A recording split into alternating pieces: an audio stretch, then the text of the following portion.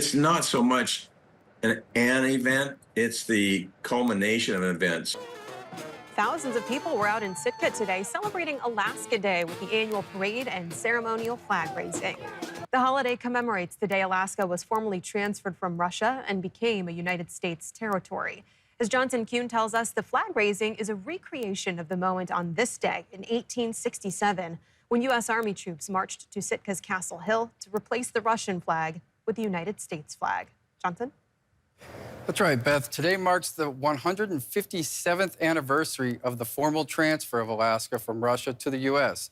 And while Alaska would not gain statehood for another 92 years, for people like Hal Spackman with the Sitka Historical Society and Museum, the day is about much more than just American history.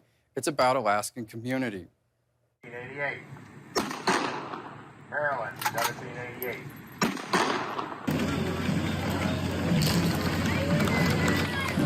One of the main things that the Sitka community comes together on, prides itself on, whether it be the indigenous people or non-indigenous people, the idea that we have a rich cultural history here.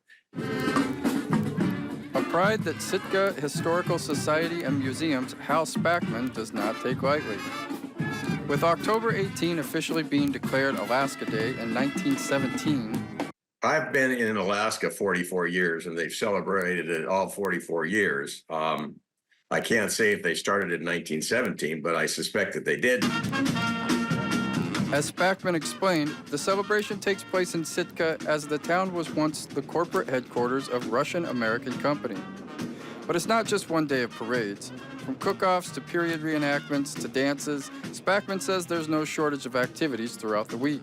When you have thousands of people in Sitka talking about Sitka's history, and then you've got an interest statewide and often nationwide in this event, that's pretty cool. While much of the focus might be centered around Sitka, Spackman says he'd like to see it eventually spread statewide and be embraced as the state holiday it truly is.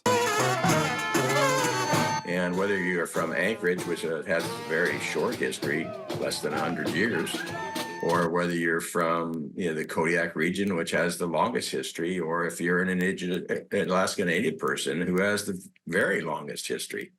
I mean, it's just interesting. Johnson Kuhn, Alaska's news source.